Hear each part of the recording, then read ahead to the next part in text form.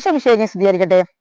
സ്നേഹമുള്ള കൂട്ടുകാരെ, മരണത്തെ ജയിച്ച് ഉദ്ധാനം ചെയ്ത ഈശോ തന്റെ ശിഷ്യന്മാർക്ക് നൽകിയ ഒരു വലിയ ദൗത്യത്തെക്കുറിച്ചാണല്ലോ നാം ഇന്ന് ധ്യാനിക്കുന്നത്. ക്രിസ്തീയ വിശ്വാസത്തിന്റെ അടിസ്ഥാനം തന്നെ ഈശോയുടെ ഈ ഉയർപ്പാണ്. ഈശോയുടെ ക്രൂശീകരണത്തിന് ശേഷം ഭയചകിതരായ ശിഷ്യന്മാർ വാതിലുകളടച്ച് ഒരു മുറിയിൽ ഒരുമിച്ച് കൂടി ഇരിക്കുകയായിരുന്നു. അപ്പോൾ ഉദ്ധിതനായ ഈശോ അവരുടെ മധ്യേ പ്രത്യക്ഷപ്പെട്ടുകൊണ്ട് നിങ്ങൾക്ക് സമാധാനം എന്ന് ആശംസിച്ചു. ഈ സമാധാനമാണ് അവരെ ഭയത്തിൽ നിന്നും മോചിതരാക്കിയത്.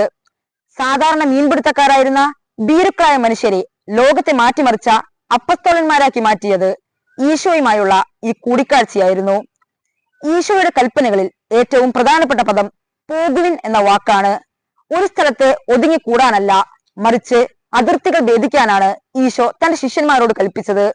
മർക്കോസ് 16:15 അവൻ ഇപ്രകാരം പറയുന്നുണ്ട്: നിങ്ങൾ പോയി എല്ലാ സൃഷ്ടികളോടും സുവിശേഷം പ്രസംഗിക്കുവിൻ. ഇത് ഒരപേക്ഷയല്ല, മറിച്ച് ഒരു കൽപ്പനയാണ്. സുവിശേഷം എന്നത് വായിക്കപ്പെടേണ്ട ഒരു പുസ്തകമല്ല, മറിച്ച് പ്രഘോഷിക്കപ്പെടേണ്ട ഒരു ജീവിതാനുഭവമാണെന്ന് ഈശോ തന്റെ ശിഷ്യന്മാരെ പഠിപ്പിക്കുന്നുണ്ട്. ഒരു സ്ഥലത്ത് ഒതുങ്ങിക്കൂടാനല്ല, മറിച്ച് അതിർത്തികൾ ഭേദിക്കാനാണ് ഈശോ തന്റെ ശിഷ്യന്മാരെ പഠിപ്പിച്ചത്. മാർക്കോസിന്റെ സുവിശേഷം 16:15 ഈശോ ഇപ്രകാരം പറയുന്നുണ്ട്: നിങ്ങൾ പോയി എല്ലാ സൃഷ്ടികളെയും ശിഷ്യപ്പെടുത്തുവിൻ. ഇത് ഒരപേക്ഷയല്ല, മറിച്ച് ഒരു കൽപ്പനയാണ്. സുവിശേഷം എന്നത് വായിക്കപ്പെടേണ്ട ഒരു പുസ്തകമല്ല, മറിച്ച് പ്രഘോഷിക്കപ്പെടേണ്ട ഒരു ജീവിതാനുഭവമാണെന്ന് ഈശോ തന്റെ ശിഷ്യന്മാരെ പഠിപ്പിക്കുന്നു. എന്നാൽ ശിഷ്യന്മാരുടെ ദൗത്യം പ്രസംഗത്തിൽ അവസാനിക്കുന്നില്ല.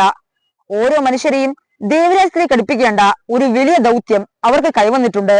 മത്തായിയുടെ സുവിശേഷം 28:20 അവൻ ഇപ്രകാരം പറയുന്നു: നിങ്ങൾ പോയി എല്ലാ ജാതികളെയും ശിഷ്യപ്പെടുത്തുവിൻ. പിതാവിന്റെയും പുത്രന്റെയും പരിശുദ്ധാത്മാവിന്റെയും നാമത്തിൽ അവർക്ക് സ്നാനം നൽകുവിൻ. ഞാൻ കൽപ്പിച്ചതെല്ലാം അനുസരിക്കുവാൻ അവരെ പഠിപ്പിക്കുവിൻ. നമുക്ക് ലഭിച്ച ഈശോ പഠിപ്പിച്ച സമാധാനത്തിന്റെയും സ്നേഹത്തിന്റെയും മാതൃകയിൽ മറ്റുള്ളവരെ നയിക്കാനുള്ള ദൗത്യമാണ് ഈശോ തന്റെ ശിഷ്യന്മാരെ ഏൽപ്പിച്ചത്.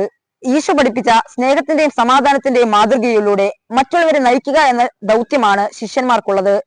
എന്നാൽ കേവലം മനുഷ്യസഹജമായ കഴിവുകൊണ്ട് മാത്രം ഇത് സാധിക്കുകയില്ലെന്ന് ഈശോയ്ക്ക് അറിയാമായിരുന്നു.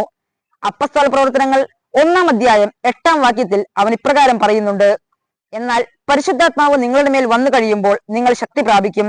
ജെറുസലേമിലും യൂദയായിലും സമറിയായിലും ലോകത്തിന്റെ അതിർത്തികൾ വരെയും നിങ്ങൾ എനിക്ക് സാക്ഷികളായിരിക്കുകയും ചെയ്യും.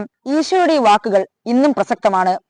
നമ്മുടെ ജീവിത സാഹചര്യങ്ങളിൽ, നമ്മുടെ സ്കൂളുകളിലും കോളേജുകളിലും ഈശോയുടെ സാക്ഷികളാകുവാൻ നമുക്ക് സാധിക്കുന്നുണ്ടോ? യുഗാന്ത്യം വരെ ഞാനെന്നും നിങ്ങളോട് കൂടി ഉണ്ടായിരിക്കുമെന്ന ഈശോയുടെ വാഗ്ദാനത്തിൽ വിശ്വസിച്ചുകൊണ്ട് നമുക്ക് ലഭിച്ച ഈശോയെ നമുക്ക് മറ്റുള്ളവർക്ക് പകർന്നു കൊടുക്കാം. ദൈവം നമ്മെ സമൃദ്ധമായി അനുഗ്രഹിക്കട്ടെ. ജയ് ക്രൈസ്റ്റ്.